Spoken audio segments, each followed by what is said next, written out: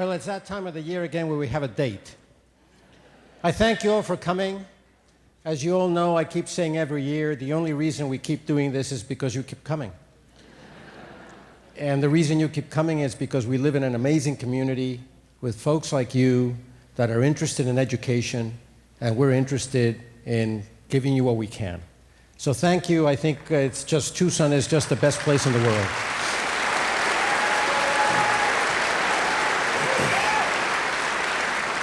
This whole experiment started 11 years ago when we gave the first lecture on that first lecture series on evolution.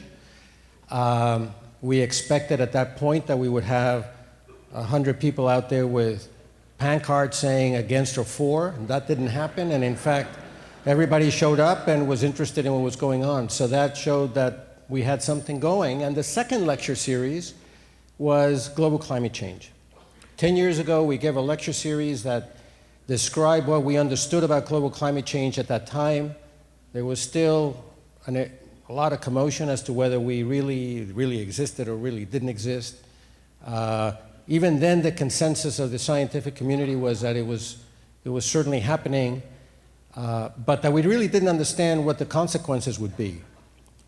10 years from then, today, we decided to do it again because we clearly just had a big event in Paris describing where we're at, and because even though we still don't quite understand all of the consequences of global climate change, we can already see very straightforward many of them.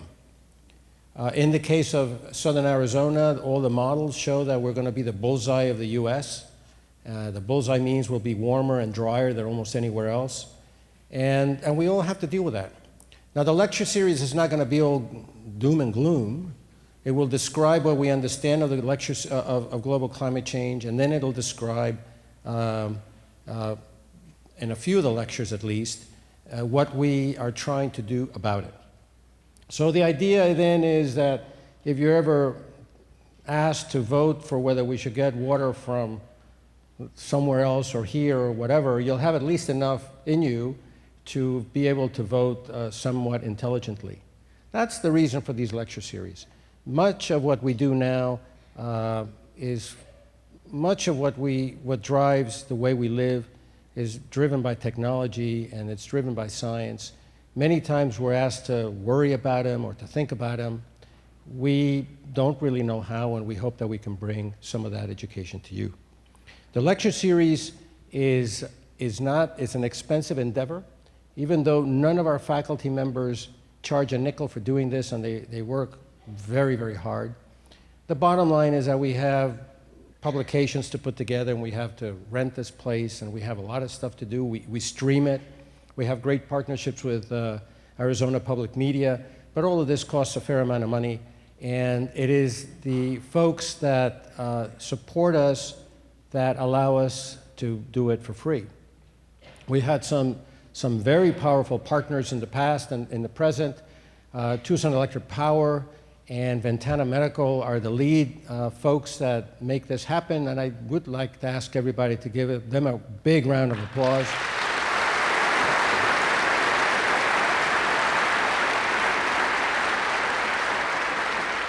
The Arizona Daily Star has been just an amazing partner with the College of Science since day one, and I think for those that read the newspaper yesterday and we're careful not to throw the inserts out.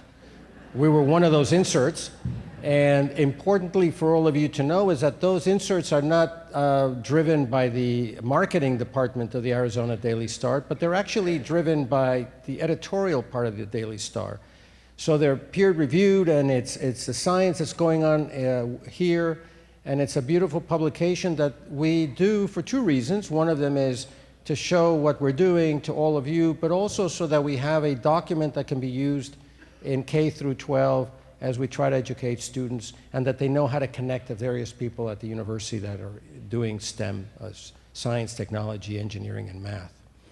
With respect to that, those individuals that support us also support the fact that we can get teachers from K through 12 community to come and take courses with us and take the curriculum back to class so that the curriculum that our students get in middle school and high school are up to date.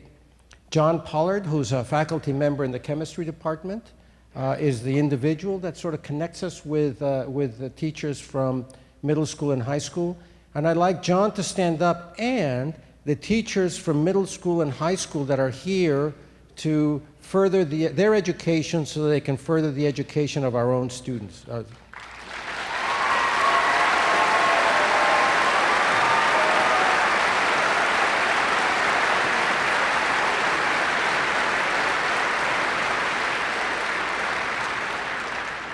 And this year, thanks to the great support from the provost office, we've always recognized that as beautiful as all of you are, you look about as like I do. And the students from the university are not here. And clearly what we're producing is, some stuff that they should be paying attention to. So this year, there's been a big program going on. John Poleward is also in the middle of that. But in the environment and natural resource building, which is on 6th, it doesn't matter where it is, it's right across the street, we have about 500 of our own undergraduate students listening to the lectures. And we also have programs with the Honors College and all throughout the university so that they can actually partake of what we're so proud to produce for all of you. So that's a great improvement. And I just wish to remind all of you that the lectures, the 11 lecture series from the past, are on the web, and you can access them, all the podcasts, again, through the partnership that we have with the Arizona Public Media. And if you're interested in showing them in some party in your community, give me a call and I'll show up and I'll answer questions as best as I can. Now, I want to thank all of the individuals listed here, in addition to I already mentioned Tucson Electric Power and Ventana Medical, for their support to the lecture series. And at this point, I would like you to give all of them a round of applause because they've been extraordinary.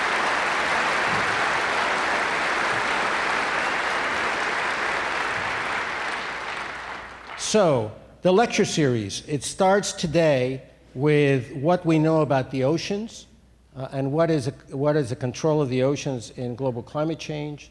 After that, we will talk about atmospheres.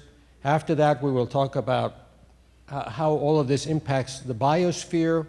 We'll talk about how global climate change is changing patterns of disease. And then we go into the engineering. So we'll talk about what we're trying to do to deal with it, to ameliorate it, and to make the emissions that we have today less so that it's not as bad as it would be otherwise. And that's what the Paris talks were a lot about. And finally, we'll have a lecture, the last lecture, we'll try to put all that together in how these lecture series how the global climate change affects civilization in general. Now, many of you may have heard of a term that's called the Anthropocene. It's a term that is being used more and more, and it really sort of represents a time in which many scientists are arguing that humankind has been affecting geologic processes more than anything in the past. There's been a big debate in some communities that the Earth has been colder and has been warmer than it's been today when there was no humans around. So we know for a fact that the Earth can change.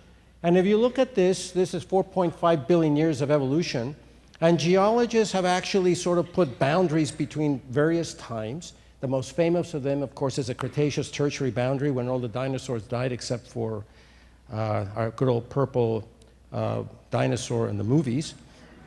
But in the end, there's geologic periods in which have been catastrophic. The Cretaceous-Tertiary one is one. The Permian-Triassic period was one in which about 99% of all the species died. We don't exactly know why. But in all of these cases, geologists have been able to pinpoint at the rocks, at something in the rocks that allows them to go from one period to another, from one epoch to another. Sort of, you want to call it a golden spike. In the case of the Cretaceous Tertiary, it's a layer of soot that is all throughout the world that's used as where that boundary exists. It's a boundary in time. And in other places, it's the loss of a particular fossil and so on. What's important about all of these changes in the past that people have to recognize is that in the past, all these changes have had a rate that would be called geologic. In other words, it doesn't happen instantaneously. It doesn't happen in the time that we see happening today in the Anthropocene.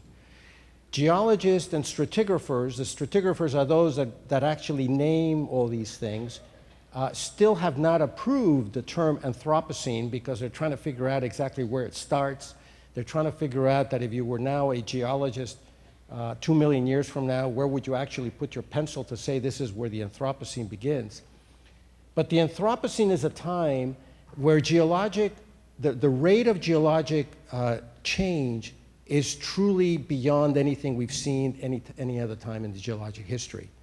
So even though, in fact, the Earth has gotten cooler, and then there's been times where the Earth has been completely solid ice, and there's times when the Earth has been warmer. In fact, when the dinosaurs were around, the Earth was way warmer. We know all of that.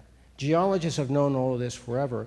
We've been able to relate them sometimes to volcanic activity, sometimes to erosion, which causes, when you erode, rate of erosion causes how rocks actually change the mineralogy, and that changes CO2. What is always the case is that temperature is related to CO2 throughout the history of the Earth. And I'd like to show you now a little film that talks about the Anthropocene and why it's such a dramatic period in geologic history. This is the story of how one species changed a planet. The latest chapter of our story begins in England 250 years ago. Fueled by coal, then oil, several brilliant inventions appeared. They ignited the Industrial Revolution, which spread like wildfire through Europe, North America, Japan, then elsewhere. The great railways, then cars and highways, connected people across the globe. Medical discoveries saved millions of lives. New artificial fertilizers meant we could feed more people. Population rose rapidly. But this was nothing compared with what was to come. The 1950s marked the beginning of the Great Acceleration. Globalization, marketing, tourism, and huge investments helped fuel enormous growth. People swarmed to cities, which became even more powerful engines of creativity. In a single lifetime, the well-being of millions has improved beyond measure. Health, wealth, security, longevity. Never have so many had so much. Yet 1 billion are malnourished. In a single lifetime, we have grown into a phenomenal global force. We move more sediment and rock annually than all natural processes, such as erosion and rivers. We manage 3/4 of all land outside the ice sheets. Greenhouse gas levels this high have not been seen for over 1 million years. Temperatures are increasing. We have made a hole in the ozone layer. We are losing biodiversity. Many of the world's deltas are sinking due to damming, mining, and other causes. Sea level is rising. Ocean acidification is a real threat. We are altering Earth's natural cycles. We have entered the Anthropocene, a new geological epoch dominated by humanity. This relentless pressure on our planet risks unprecedented destabilization. But our creativity, energy, and industry offer hope. We have shaped our past. We are shaping our present. We can shape our future. You and I are part of this story. We are the first generation to realize this new responsibility. As the population grows to 9 billion, We must find a safe operating space for humanity, for the sake of future generations. Welcome to the Anthropocene. And now I'd like to introduce tonight's speaker, Joellen Russell. Joellen Russell is an 1885 Society Distinguished Scholar and an Associate Professor in Geosciences. There she is, with a joint appointment in planetary science and the Lunar and Planetary Laboratory. Joellen uses global coupled climate models and Earth system models to simulate the climate and carbon cycle of the past, the present, and the future, and develops observational-based metrics to evaluate these simulations. She is one of the 14 scientists behind an amicus curiae brief supporting the plaintiff in the historic 2007 U.S. Supreme Court decision on carbon dioxide emissions and climate change. In 2011, the American Association of Petroleum Geologists appointed her a distinguished lecturer. She currently serves as a member of the United States Carbon Cycle Science Steering Group and the World Climate Research Program Southern Ocean Region Implementation Panel. Her research publications have been cited more than 3,000 times. She teaches over 900 students in oceanography and climate every year, for which she was awarded the UA Provost General Education Teaching Award in 2010. Her degrees include an AB in Environmental Science from Harvard, a PhD in Oceanography from Scripps Institution of Oceanography, University of San Diego, and it is my absolute pleasure to introduce a colleague and a friend, Joellen Russell.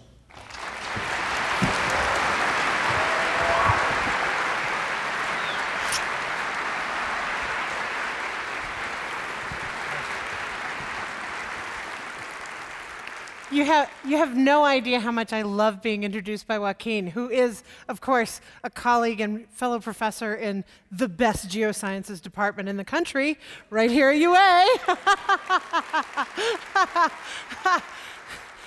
So I'm going to talk to you today about the ocean's role in climate, heat and carbon uptake in the Anthropocene. Let me see, is this not quite, okay. So this is the pale blue dot. It's a picture taken by Voyager in February 14th, 1990. And when Carl Sagan's, what he wrote about it was, like it or not, for now, Earth is where we make our stand. This is it. This is our home, right? The only one we've ever had. And it's blue. It's beautiful blue. I grew up in an Eskimo fishing village 31 miles above the Arctic Circle in a tiny village called Kotzebue. Some of you may have heard of it because it was where the president went to visit and was all worried about the bathroom facilities. But that's where I grew up. And in fact, it's where I decided I wanted to be an oceanographer, because I looked at Sally Ride's picture on the cover of Time magazine, and I knew I wanted to be an explorer. But that pale blue dot looked lonely, and I just couldn't leave, so I became an oceanographer. Seriously, I've been dreaming about being an oceanographer my whole life. And oceanography has always meant I've spent about a year of my life at sea. This is not responding very well. I've spent about a year of my life at sea making measurements in the Southern Ocean, in usually the deep winter, with seas you can't really imagine unless you've been there. 300-foot boat, right? Great big huge boat, you know, chug, chug, chug, chug, chug, up the side of the wave, and then shush down the other side, like you're skiing, almost 0 G, I'm not kidding. Then whoomp, you dig the prow into the next great big huge mountain of water, which then proceeds to fall on you. And it presses the ship down so far that she shudders and shakes and kind of jerks to get back up to the surface. Oh, I still have really bad nightmares. I think I have a little oceanographic PTSD. No, really, it's very hard work. So when I finished my PhD, I actually went into modeling and the atmosphere. And it's not because I'm a wimp, it was because I couldn't make enough measurements by hand from a ship in order to capture the change we were seeing in the ocean. The ocean was changing so quickly over space and time that we needed more measurements, not just 10 more or 100 more, thousands and thousands more in order to tell what was happening. So one of the reasons, let's look at this now. So this was this great article in the New York Times, and I love this picture because here we have the whole planet, and it's all warming except for a little bit around Greenland, and this huge area around Antarctica. And I'll tell you why. It's not because there's not heat going in here. In fact, the Southern Ocean is where most of the world's heat has gone. I'm not kidding. But if you want to look at the actual atmospheric temperatures, here they are. This was a record by more than 0.2 of a degree in 2015. Really. And 2016 is already still warm. But here, if you take nothing else away from this talk, global warming is really ocean warming. So we have the URBI. URBI's my bud. URBI is the Earth Radiation Budget Experiments, which is a series of satellites that looks out at the sun and in at the top of the atmosphere. And what URBI tells us is that every single year there is an energy imbalance. More comes in than goes out. More every year. This is what's driving the warming. But the problem is, this tiny little purple line that I bet if you're in the cheap seats you can't see, that is the atmosphere. That's the warming in the atmosphere. It's tiny. It's 3%. The 93% is going into the ocean with a little left over to melt some ice and warm the land. Global warming is ocean warming. The energy did not leave the Earth system. It's been absorbed by the ocean. This is a really big deal. Let me show you. Okay, so everybody says, so how do you know it's really warming? Well, it's not just the atmosphere. Like I showed you, it's kind of the smallest part. So here are all these indicators. This is from the IPCC 2013 summary. This is 5 data sets of summer Arctic sea ice extent, where we're getting decreases, glacier mass balance decreases, northern hemisphere snow cover decreases, and then increases. Humidity, ocean heat content, tropospheric temperatures, land surface air temperatures, and these are 5 data sets, 2 data sets, 6 data sets. Basically, we're seeing it everywhere. The signs are everywhere you want to look. But I want to talk about the ocean. So, does this need a new battery? Because it's just not advancing. Seriously, it's just not advancing when I click on it. So the Southern Ocean and the deep ocean are warming. So remember when I said it looked like there wasn't any surface air warming down around Antarctica? What was that all about? In fact, this is the deep ocean around 4,000 meters down. This is 40 football fields down in the ocean. 40 football teams. This is the deep black abyss. It's far, far, far black, black, black. And the red ketchup that you're looking at, the gray is the continents. We're looking at it. This is an oceanographer's plot, as you can tell, because the oceans are lit up and the land is all, okay. So it's warming all the way around Antarctica. Why? Why is so much heat going in around Antarctica? Because the ocean is mixing, and it's mixing more than we expected it to, more. In fact, maybe even much more. So I'm going to give you a brief CO2 primer. What does carbon dioxide in the atmosphere do? What does carbon dioxide in the ocean do? Let's just get past this. So the greenhouse effect. Some of the infrared radiation passes through the atmosphere, some of it is absorbed and re-emitted, and some of it is emitted from, as it's emitted back from the Earth's surface, some of it is re-radiated by greenhouse gases, and they include water vapor, CO2, methane, nitrous oxide, and some others. This is what it looks like in the atmosphere. This is what the record looks like. We're looking at 1960, actually 1958, and we're looking at the record of Mauna Loa and the South Pole. And these records were started by this guy, Dave Keeling, who is really a climate hero. This guy, you have no idea. He was a professor at Scripps, where I did my graduate work, and one day at the picnic tables down in front of the beach, there were no other seats. There was just this one guy sitting all by himself, and I thought, well, okay. And I plunked myself down and pulled my brown bag out, like his, and he said, so what are you working on? And I told him, and he said, yeah, I do a little CO2 work. It was Dave. It was Dave.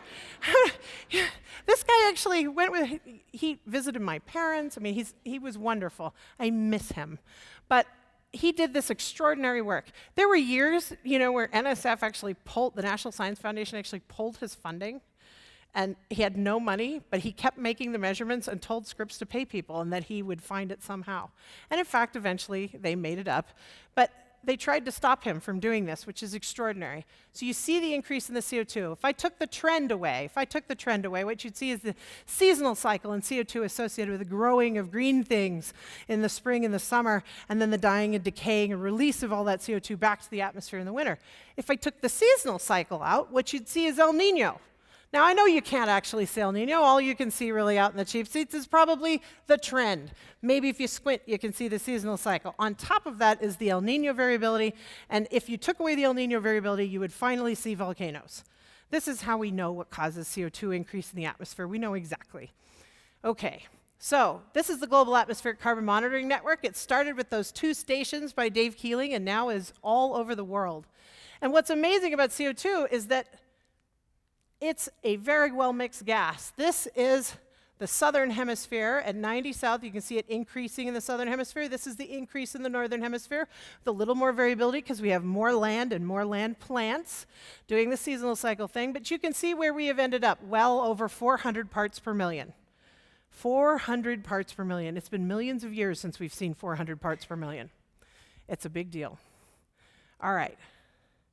So here are the carbon emissions since 1950 for our big emitters.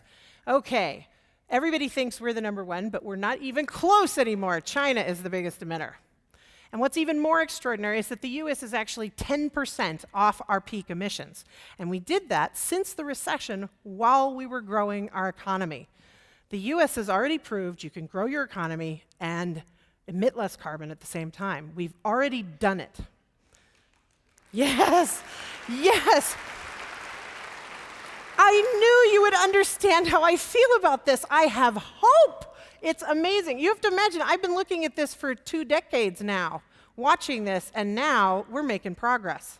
Okay, so here is the perturbation to the carbon cycle. We're seeing a big ocean sink of almost 10 petagrams of CO2 per year into the ocean. We're seeing a land sink with a big uncertainty, some land use change, like, deforestation, that's basically adding more CO2 to the atmosphere, and there's a big atmospheric growth, which is, of course, what's driving our warming. Okay. So here's where it went into the ocean, and you'll see 2 things. We've got a very carbon-rich North Atlantic, and we've got a very carbon-rich Southern Ocean. This is the column inventory. If you're actually looking in the ocean, how much of the extra human-made CO2 has ended up in the ocean. And I'm going to tell you something about how the mixing is working, that it's been so specifically these places where the CO2 has gone in. Next slide. Okay, and I did want to do a shout out that the University of Arizona has been in the oceanography business for a long time. Some of the best results we have for what happens when we put this much CO2 into the ocean, the carbonate ion concentration decreases with the increase in our emissions. You see here's 180 ppm, 280, 380. Of course, we're in here now at 400 plus. At doubling of CO2 at 560 and at 3 times CO2, when we get to that level, we get net dissolution. That means all the calcium carbonate-bearing organisms, things like sea snails, little pteropods. We've already seen mass death in the Southern Ocean around Antarctica of these guys. Foraminifera, they also made them look like teeny weeny little popcorn, and they're the base of the food web in the ocean, the primary producer. And we also, eventually, if you have grandchildren who haven't seen the Great Barrier Reef, I would take them sooner. I would take them sooner. No, really, it's sad and it's awful, but those CO2, the CO2 in the atmosphere dissolved in the surface water forms carbonic acid, which is essentially we're titrating the ocean. Even if we could get it to cool down, we would still have all the CO2. It's very serious. Okay, so that's my CO2 primer. Oh, and here's some great shots. So experiments on many scales. These were actually done, those experiments were done in the Biosphere 2 ocean. And Julie Cole is in the process of actually reviving the research purposes in that ocean. I'm so excited about this. So I'm sure there'll be web stuff and all kinds of cool things soon. So check it out, oceanography at UA, woo! No, this is really important. Okay, so why is the Southern Ocean important, and why do we work so hard to get it right? Because so much of what's going on in the global ocean is happening around the Southern Ocean. I happen to be obsessed because of those first cruises I went on when I was 22, 23, 24, and I had never felt wind like that before in my life, never seen waves like this. I was totally hooked. Oh, I have to know what's going on here. And the problem is it's complicated and it's big. It's not just one thing. We have huge westerly winds that roar around the open ocean around Antarctica with no barriers, right? Roaring around. They're 30% stronger than the southern hemisphere, than the northern hemisphere winds that we experience. 30% stronger. Because no speed bumps, no Rocky Mountains, no Himalayas. This is just all there is. So it pushes the water, because of the Coriolis force, away from Antarctica in all directions. And since you can't have a hole in the ocean, up the water comes. I remember putting in my dissertation that I thought the water, from my measurements, et cetera, were coming up from about 1,500 meters, a kilometer and a half to 2 kilometers. And there was huge argument on my dissertation committee that maybe that was too much. And now we know that it's coming up from much deeper, 3 kilometers, where actually the wind's so fierce and it's pushing it away so much that the upwelling is coming up from the very abyss. And it's amazing because that water has not seen our new human atmosphere, has not seen that warming, has not seen that CO2. So the potential is this very cold, never seen the CO2 water before, to take up CO2 is huge. It's extreme, and that's what it's doing. So the Southern Ocean around Antarctica accounts for 67 to 98%. That is not a misprint. That actually comes out of the global Argo array of profiling floats for temperature and salinity. So 67 to 98% of all the heat that goes into the ocean goes in around Antarctica. That's how much. That's why we study it. It's so important. This is a great paper by Dean Remick that came out just this last May. Second, it accounts for up to half of the annual oceanic uptake of carbon dioxide. So the Southern Ocean, this little patch around Antarctica, is actually helping us slow the rate of total warming that we're experiencing in Tucson and Phoenix, partly by directly taking up the heat, and partly because it's also taking up the CO2 that would otherwise be in the atmosphere, making us hotter. So I love to give this public outreach talk that is how the Antarctic helps Arizona keep its cool. It's really important. Everybody thinks it's all about what happens here, but in fact, we depend on what's going on around Antarctica. And number 3, and this is something people don't think about, the vertical exchange, all that up and down that we've been talking about, is responsible for supplying plant food, nutrients, to the global ocean, because it comes up and then some fraction gets pushed away, and it sits underneath the growing photic zone all over the world. This water that comes, this Antarctic intermediate water, basically upwells to fertilize the global ocean. 3/4 of all the biological production would turn off if we didn't have this nutrient resupply from the deep ocean. So the Southern Ocean is really where it's at. And by the way, the reason I really think hard about the biological production is because in developing countries, many of them, the percentage of the total protein that they consume is much higher from marine sources than it is in our country.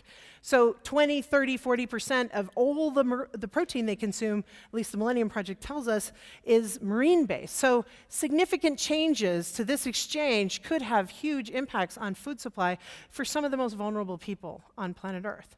So this is just I'm giving you a cartoon of what the atmospheric circulation goes. So when I'm telling you about the westerly winds down here being outrageously strong, and we benefit from our westerlies whenever we get a nice storm coming through in the winter. Isn't that great? And of course, we sit right here in the dry zone in the northern hemisphere. But let me just show you what it looks like on an actual planet. So if you were an alien in a spaceship, this is what it would look like. This is real data from that's been made into this great animation at the University of Wisconsin-Madison. And what you see are these westerly winds ripping along here in the south, ripping along here in the north, and then this poof, poof, poof, poof, poof of the convective plumes that are occurring in the tropics. So that cartoon that I just showed you with our convection in the tropics and our westerlies, that's actually really, even with the naked eye, you can see that that's basically the circulation of our atmosphere. And the trick is the westerlies are changing. They are changing.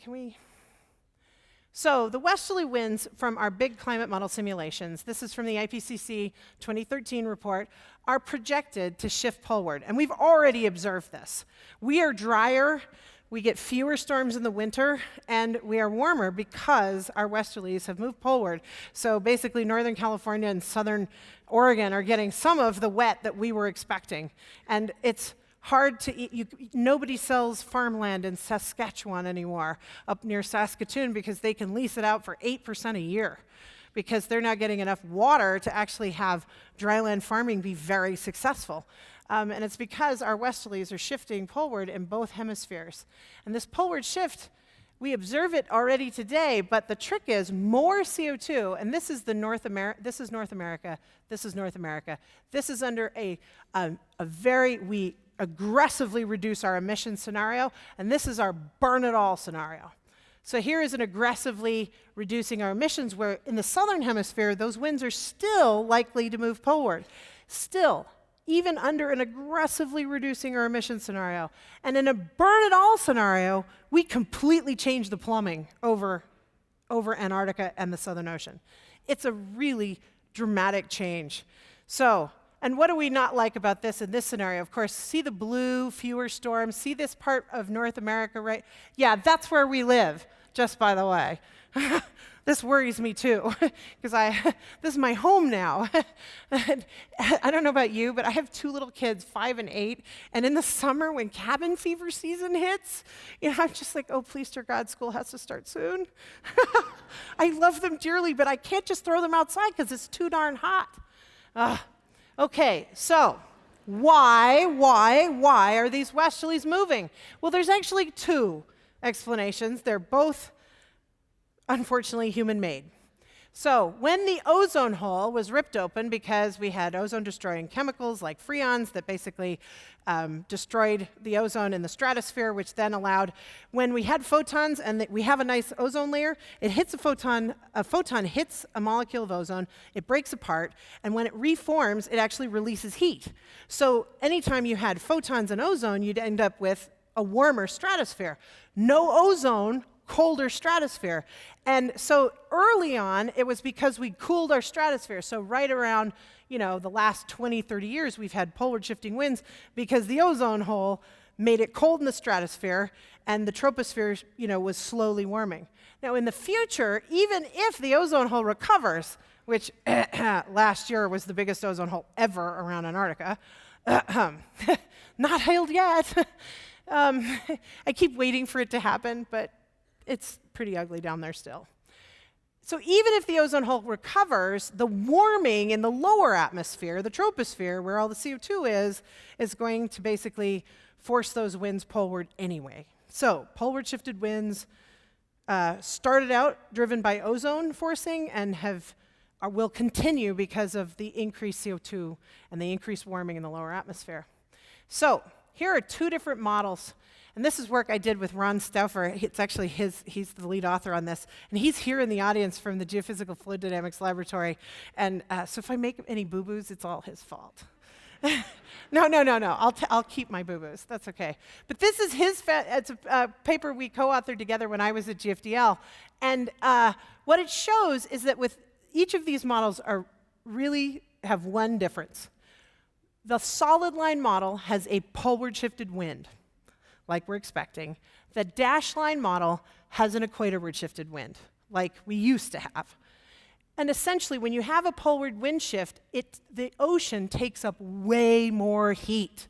Whereas the only difference here is really that we had an equatorward shifted wind, which took up much less heat. So in fact, by pushing the Westerlies poleward, we've actually increased the amount of heat the ocean takes up. And if you'll notice, the difference between the green scenario, which is increasing use of clean energy, versus the B1 population peaks, the difference here is almost negligible, the difference because the ocean is such a big driver. Okay, so simulated ocean heat uptake. U.S. temperature and precipitation. This is from the same kinds of projections. This is an ensemble mean of a whole bunch. And what you'll see is the temperature are projected to where we live. Joaquin was right. We're right in the bullseye. And here is the precipitation decrease. Those poleward shifted are basically going to make us drier. And we were already going to be hotter. So imagine that if you were growing crops here and you were trying to calculate how much more water you'd have to pump and how much that would cost, you'd have to think about, well, one, we're going to get fewer storms, and two, we're going to have more evaporation.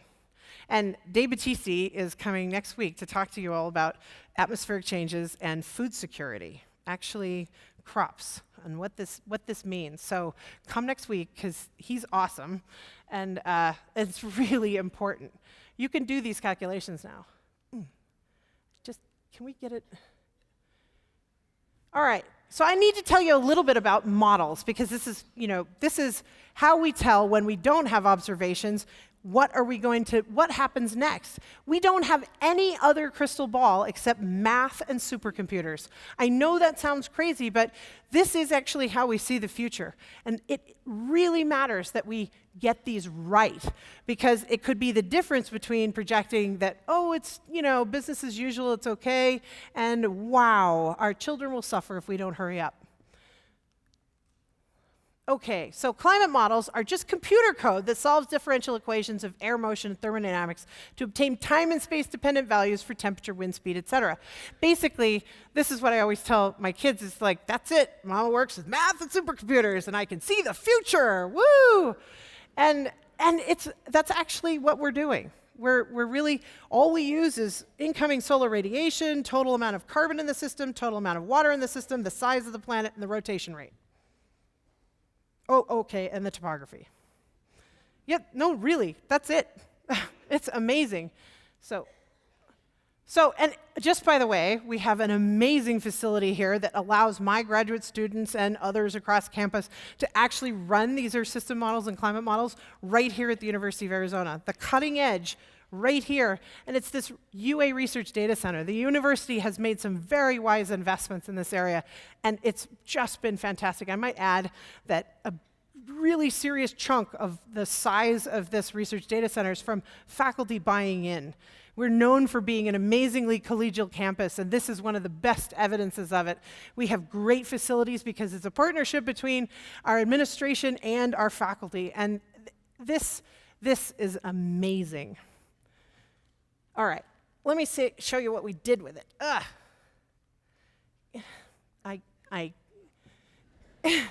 We're having technical difficulties. Is there anything we can do with this? Because it's just not working at all. So, I'm sorry. I'm used to this because I teach really big classes. So an Earth system model closes the carbon cycle. A climate model just has the physics, the atmospheric circulation, the sea ice, the ocean circulation, the land physics, and hydrology. Can we advance? Sorry? Yeah.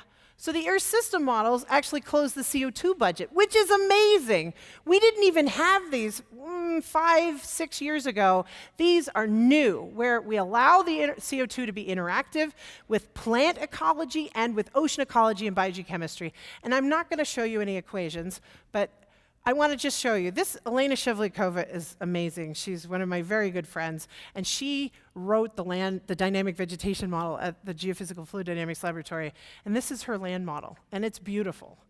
Now, let's go to the next one. And this was written by John Dunn, who is an ocean biogeochemist and modeler at GFDL, and he wrote this as our ocean biogeochemistry model, and it is also amazing. They've taken what is most essentially important about the ocean biogeochemistry and most essentially important about the land dynamic veg and put them into these equations, which allow us to solve our full carbon budget. Is it? Oh, okay. All right, so let's test the models. Let's see. So we've got these fabulous new Earth system models with all these bells, whistles, and gizmos. So can we actually see better about this picture? Can we actually get these different pieces and metrics for them?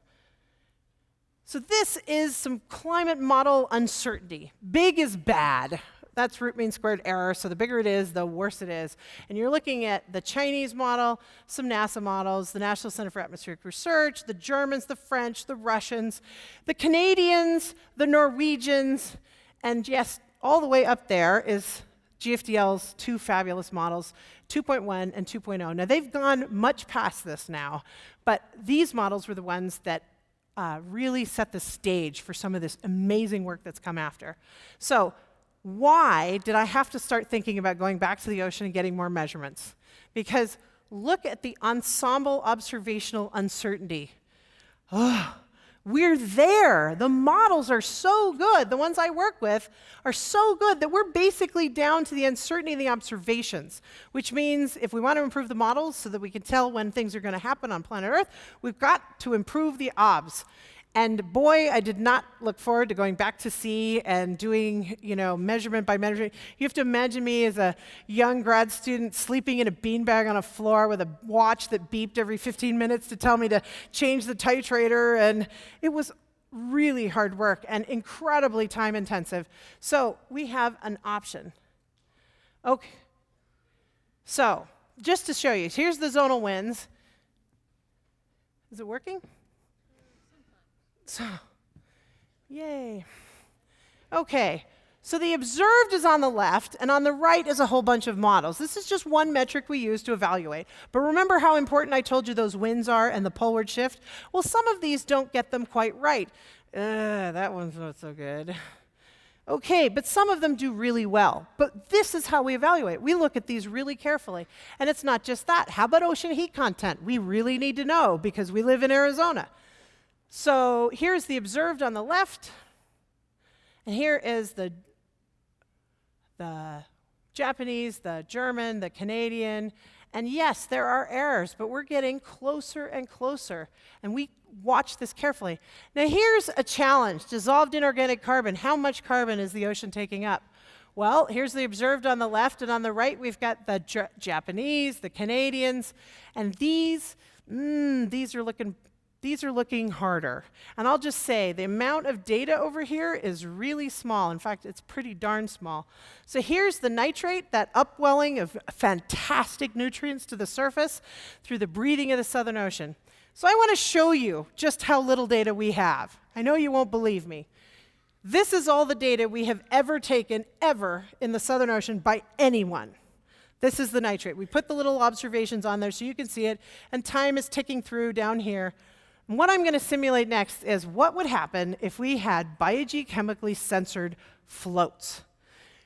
And we put in a proposal, me and some friends from Princeton and Scripps and the University of Washington, and we got it funded. But let me just show you what we project it's going to look like. These are the floats coming on now. This, robot floats, is how we're going to measure the ocean, how we're going to figure out what's happening and how it's changing. This is the new picture of oceanography. It's a revolution. We are going to change the world. No, really.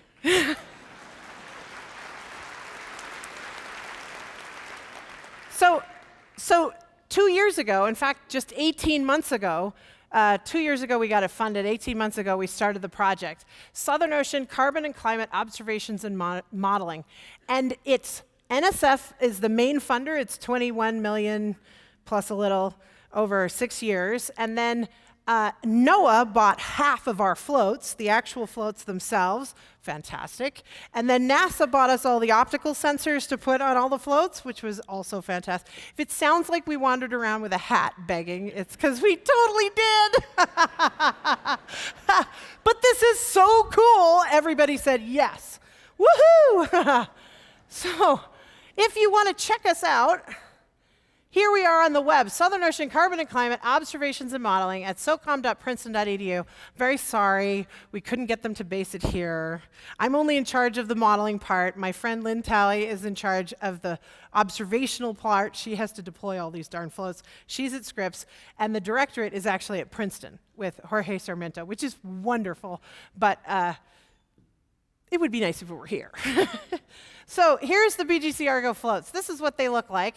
They're about as tall as me, maybe a little taller. And this is a little video of what they do.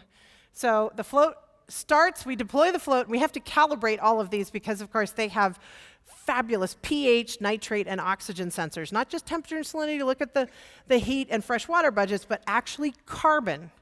This is amazing. So the float sits at 1,000 meters, and every 5 to 10 days, it drops down to 2,000 meters, 20 football fields down, and does a full profile of measurements all the way to the surface, and it beams the data back in 12 minutes at the surface by an Iridium satellite. And just by the way, all of that data is free and available within 2 hours of when we get it back on land, on the web. You want to check it out? Come on in, the water's fine. No, really, come on in. Seriously, science fair projects, you name it. I'm expecting all of this. We've actually got little sponsored floats now where kids' classes pick a float and follow it around, do little research projects on it. It's awesome. But let me see if I can get this to. So here's the results. This is actually a cruise we did right before. So there was a little bit of a saga. This was supposed to be a Science and Technology Center, which is NSF's big flagship program, and then we wouldn't have gotten 21. We would have got $50 million. That would have been great. And we were selected as one of the 5 that were going to be funded. And then the sequester happened, and they said, oops, not you guys. I had a hard time getting out of bed during July that year. Oh, really? So disappointing. But we didn't give up. And in fact, we finally got the NSF to fund it anyway, the hard way. So this was one of our early cruises. And this is right here, see New Zealand? And what we did was here's the temperature from the ship. And each of these is the temperature from the float that's been deployed from the ship. And down here, here's the pH from the ship. And each of these tiny profiles is a profile of pH in the ocean from our floats. Amazing. We have never had seasonal pH. We're actually watching the acidification of the ocean in real time, actual real time. And nobody's even there. And just by the way, there's Hannah Sinowski, who is a Wildcat for Life. Woo! She graduated with a double major in physics and math and did a NASA Space Grant Fellowship with me in my lab, and she's now advanced to her doctoral candidacy at Princeton, and she deployed our first batch of floats off of Cape Town, South Africa, and there she is with one of the floats. Amazing. Arizona changes the world, I tell you. These students, the students at the University of Arizona, are amazing. I am constantly inspired by their go-getter, never take no for an answer, bear down spirit. It is amazing to watch them go. You just have no idea where they're headed. You just have to let them rip. So we're assimilating all that data into an ocean model, including all this carbon and biogeochemistry, and this is really important. And by the way, these climate models are now getting down to these really fine, 4 to 10 kilometers in the ocean. These very fine, so that we can get better projections at finer resolution. So we're now able to take our assimilated data and actually rigorously test our very fine climate models. And this is important because, here's just a little glimpse of what one of these looks like. This is the GFDL CM2.6 ocean simulation. That's New York City. You'll see what New York City pixel looks like, and then you'll see what a pixel in the ocean looks like for this model. And that's math. Woo! Isn't that cool? That's not a satellite. That's actually math. Fluid dynamics. Woohoo! If you've got kids or grandkids, tell them to keep up with their math. They don't have to get an A. A B will do. and then send them to me. We'll put them to work. It's fabulous. That's the Gulf Stream you're looking at here, going off into the North Atlantic. And I could show you an El Nino, but I've been dragging here. So the poleward shift in the models of the westerly winds says that we're going to take up more heat into the ocean, we're going to take up more carbon, and that it's the Southern Ocean in the blue that's doing the heavy lifting in both of these cases, which is really exciting. This is work that I did a while ago. But we like all the models. You saw some clunkers. You know, I wish we had a Cash for Clunkers program for models, but we don't. So all of the world wants to do their own climate model, and of course, they are all welcome to do so, but we're going to actually do this world climate. In support of the next CMIP6, we are going to actually try and encourage everybody to do a Southern Ocean model intercomparison project. And Ron Stauffer, who's here, is actually helping me lead this effort to get everybody to improve their Southern Oceans, because of course, it's one of the most important things that will affect us over the next 20 years. So, we're working on that, but here's where it gets, here's the what do we do about it part. Okay, because the ocean seems remote, but in fact, this is really cool.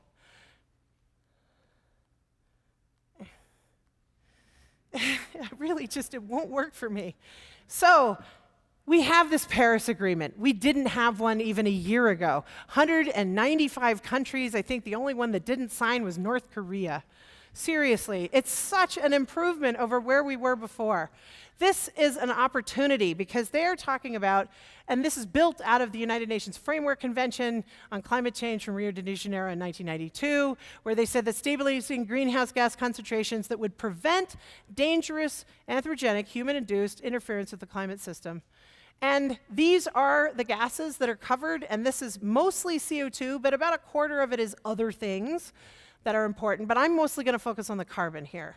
And I'm on this Carbon Cycle Science Steering Group, so we've been able to actually start talking to the funding agencies about what needs to happen next. But what we think we need to do is actually try to verify these carbon agreements. This is what is next, and we think we can do it.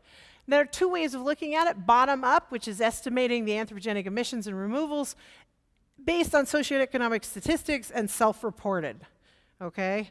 And then there's top-down, like a constraint, a global constraint on the emissions, and it's based on atmospheric and/or ocean measurements of the gases and models of air and water flow. So US emission estimates are pretty good. We know it to plus or minus 3%, and we do it from calculating the mass of fuel, measuring directly at the stack, and looking at actually people's, our lovely energy companies' quarterly earnings. No, really.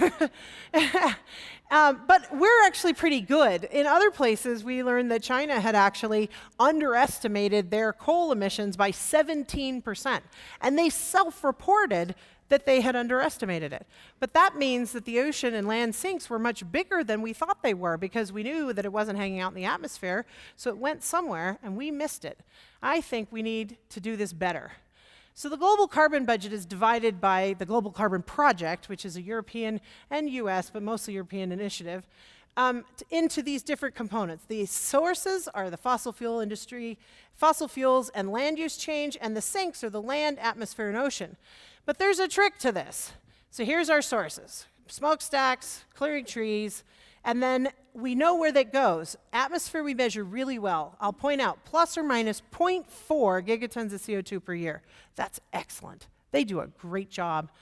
In the ocean, it's 1.8 gigatons of CO2 per year. That's nowhere near as good as we know in the atmosphere. And then we actually, and this is horrible, the land sink is actually calculated as a residual. We only infer what the land sink is from what we know about the atmosphere and the ocean and the emissions, which means verifying a carbon agreement at this point would be very, very hard. Okay, I'll just say not possible. We need to do something better. We need to know this better. So here's the increase in the industry emissions. And I don't know if you can see it, but the uncertainty has actually grown with time, which is what you'd expect when people are self-reporting. Land use change has not changed in the uncertainty. But here, big uncertainties in the past, but in the atmosphere, they've gotten much, much better. In the ocean, we have not seen much improvement, really seriously. Not in a long time. Why? Because we were stuck with ships. Ships are wonderful and absolutely essential, but it takes Individuals, you know, each cast that we do, you can only do 3 a day because it takes 8 hours, 4 hours for it to go down and 4 hours for it to come up. And then you can move to the next station, 4 hours down, 4 hours up. So 24 hours a day running around the clock, a ship can only do 3 profiles. And by the way, a ship costs about $45,000 a day, bare boat. And that doesn't even include the scientists and all the gear. If it sounds like I obsess about this, it's because I do. So one of my little handy dandy floats that we were talking about, the bare float would cost me about 25 grand. And to deploy and calibrate one of my biogeochemical floats with the carbon costs about 100 grand. 100 grand. That's a lot, isn't it? But that 100 grand float will last me 5 years and give me a profile every 5 days. So in fact, it would pay for itself in less than 6 months, right? 6 months. And then it's got 4.5 more years of profiles to do, right? Excellent. 2 days of ship time gives me, you know, a float. That's it. Amazing. So I think we can do this. So what I want to do is change the equation. The atmosphere plus the ocean is equal to these other components, which I'm going to shove. Just by the way, they're all located in the same place. Where? Emissions, land use change, and vegetation are all on land. That 30% of the world that I don't study. Okay. So this makes it really cool, because if we do that, if we shove them all onto one side, then the uncertainties that I have to reduce is 0.4 plus or minus 1.8. So my uncertainty on all of this, which I would need to know for these carbon agreement verification, is plus or minus 2.2, not that much bigger number that we had from the inferred flux. So I like this, I like this. How could I reduce that 2.2 even more? Because really 2.2 is not good enough. I'd love to see that at 1. 1 is what I want, 1 gigaton. So that'd be 0.4 from the atmosphere, 0.6 from the ocean. What would it take for me to get there? Here's the standard deviation of the monthly mean CO2 flux in the ocean. This means how hard would it be to measure this? How many floats would I need to actually get the error from that 1.8 gigatons of CO2 per year to something less? I need to reduce that uncertainty. So here is an animation of deploying my fabulous floats into the ocean. And what you're looking at up here is the number I'd have to have and the reduction in that 1.8 error I get. It's a fabulous observing system simulation experiment that Matt Maslow and I did to calculate how many we'd need. And in fact, we've gone from 1.8 to 0.98 to 0.95. Here, and this is, right here is just 500 floats. 500 floats. 500 floats at 100 grand each is 50 million, but remember, we're going to split this with the Europeans and the rest of the world, so it's 25. And remember, we only have to deploy a certain number every year, so that's divided over 5 years. So what are we talking? For 500 floats, that's $5 million a year. $5 million a year to reduce our uncertainty in carbon. I got to tell you, this is like the cheapest bang for the buck you've ever seen. I mean, really. So we ran this out. How far would we have to go to get it down to 1? And this is how many. It would take roughly something like 900 to 1,000, not the 500. So it's really not really 5 million a year. It's more like 10. More like 10 million a year. All right, so we don't have that money yet, but we do have a global agreement. 2 weeks ago, I was in Villefranche for the first workshop with 9 of the 10 major float deployers. And we have an agreement now for a global biogeochemical, what we call Argo array of floats. They're going to do half, we're going to do half, Europe is going to do a quarter, and the other non-European countries, Japan, Korea, China, et cetera, are going to do the other quarter. So, for treaty verification, we need to verify self-reported emission estimates. We need to establish baseline emissions. We need to account for changing land and ocean sinks. So what I need are more of these floats plus satellite-derived CO2. Oh, and I'm sure most of you already know the answer to this, which is, we already have it! Woo! OCO2, now, okay, OCO1 did end up, into the drink. Which was so disappointing. But OCO2 is up, and the first batch of data came out in September. It's so exciting. So we're going to have spatially varying from satellite distributions of CO2 that we can assimilate with our new ocean OBS and our fantastic atmospheric OBS that Dave Keeling started into a global data assimilation for carbon treaty verification. So 5 years ago, we didn't have a carbon-observing satellite. We've got one. Earth system models that do conserve carbon. We've got them. BGC Argo floats. We've got them. And an international political agreement to address the carbon cycle. We have all the pieces. Time to do it. Thank you.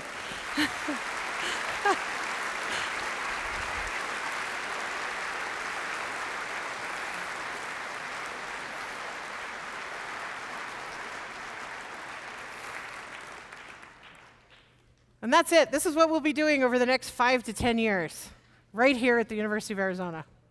Thank you.